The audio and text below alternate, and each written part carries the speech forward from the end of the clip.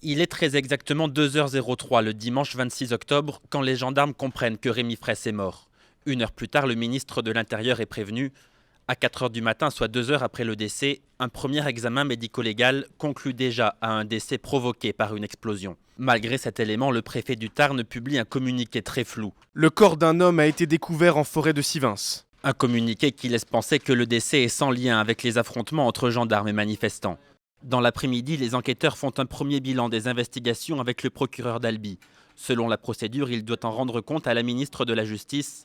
Là encore, silence radio, Christiane Taubira ne réagit pas.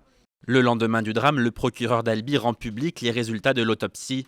Pour la première fois, le terme explosion est mentionné. L'autopsie conclut à une mort instantanée, causée selon toute vraisemblance par une explosion. Il faudra attendre encore 24 heures, soit 2 jours après la mort de Rémi Fraisse, pour savoir officiellement que cette explosion est due à une grenade offensive utilisée par les gendarmes.